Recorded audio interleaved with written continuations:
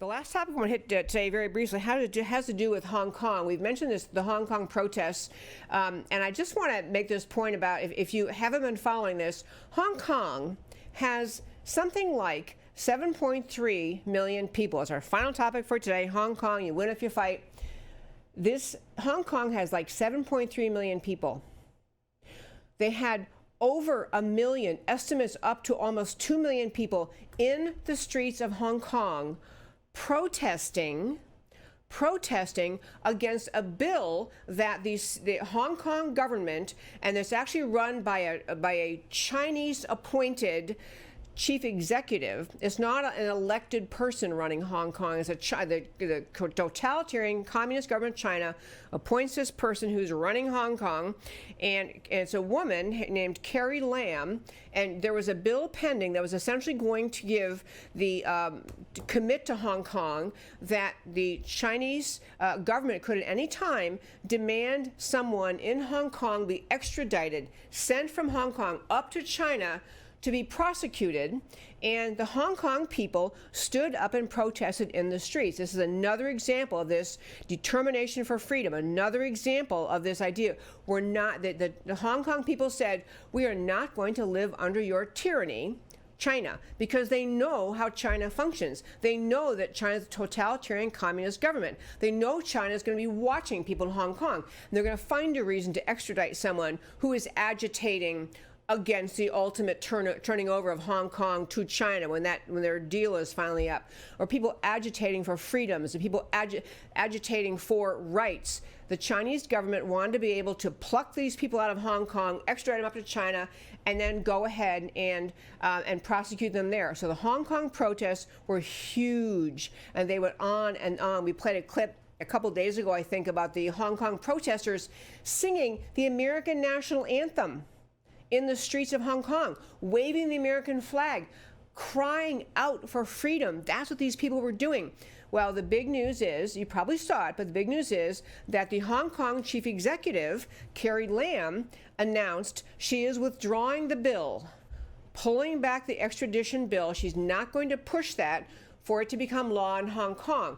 This is a huge concession by Carrie Lam. She never would have made that concession without the permission of the Chinese government. So she's got the Chinese government recognizing they cannot contain these freedom fighters in Hong Kong.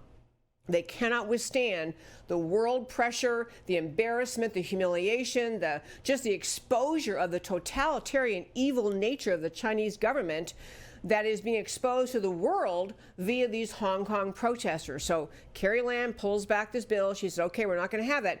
But it's not really over yet for several reasons. One is that many people, even the pro-Beijing, pro-China leadership in Hong Kong, realize many of these protesters, they just got started. They just fighting this extradition bill is just the beginning. The protesters had a litany, a list of things that they were demanding. The only thing the protesters got, was a pulling back of this extradition bill. So that was their first step. But there's wide recognition that the protesters want more. They want China out of Hong Kong. They ultimately don't want to have Hong Kong turned over to China, which was part of the whole deal they set up. It was a 50-year term, and still Hong Kong is free, with air quotes, but Hong Kong is eventually going to become part of China. This was a huge concession by the country of China, because the message to people in China watching this Hong Kong protest, watching these protesters unrelenting, standing up day after day, singing, chanting, waving the flag, praying, singing Christian hymns, just unbearably obnoxious to the Chinese government, because they're Chinese, they're socialists, they're communists, they hate religion, they hate God, they hate freedom. That's what socialists are. And in communist China, the Chinese government had to decide that we cannot weather the criticism of the world by shutting down this protest. We can't go violent, and these people aren't going to shut up, so we're going to have to make a concession. The freedom fighters in China, the millions in China who would like freedom themselves, who are sick of the communist government, sick of the repression of freedom of speech and religion, sick of the repression and ugliness of socialism and communism, all those people in China saw what happened when Hong Kong protested. They all saw that. They saw, wow, the Chinese government isn't exactly as completely totalitarian as I thought, because they had to concede. They had to step back. They had to let freedom win. And folks, the star of the show today, my first 5 I talked about, and I'm going to keep on talking about this message.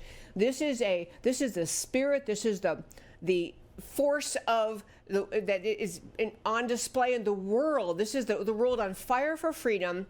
In Hong Kong, it will be in China, in the streets of Iran, in Venezuela, in Western Europe, in the United Kingdom, other European countries who don't want to be part of the EU, and in America. This is a worldwide uprising of people who want freedom. They want to throw off their elite ruling class. They want to throw out the people who think they're just going to decide for us, this whole globalist mindset, this whole globalist control over you. There's a spirit of freedom. It's the most extraordinary thing to be watching. It's an extraordinary time to be alive in this world, extraordinary time to watch what's happening. And it's incumbent on every American listening to this show, people who are involved in politics, to speak in these larger terms. The issue is not just in 2020, which of the Democrats is most likely to win the primary, which these Democrats can most likely beat President Trump. It is, are we going to stand up as a country for freedom? This is what happens. This is why people are drawn to President Trump's rallies. It's not because of his every word he ever said or because of his personal life conduct. It is about, the people in America sense in Donald Trump a man who loves freedom like they do. A man who loves America like they do. They are yearning for someone to stand up and say these things. And that it is, in my opinion, is going to be an easy landslide for President Trump in 2020, unless there's a lot of cheating, which in the voting booth, which is a huge concern for Americans. But the spirit of America is re-energized, is resurging again right now, because we had decades and decades of surrendering to a larger and bigger and more oppressive federal government controlling more aspects of human life, more aspects of our personal life. And we finally had a president come along and say, no, we're America. We love freedom. We support freedom. We're going to bring freedom back. We're going to bring border security back so we have sovereignty, so we have a country. We're going to bring jobs back so we have a free market economy that can flourish and blossom. What America's economy is doing today is not because of personally President Trump's personality or it is his policies, but it's his embrace of the ideas of freedom upon which America was founded, that include the idea of free markets, the idea of a hardworking, industrious, self-reliant people making their way in the world. That's what Trump represents to this country. That is what's on the ballot in 2020.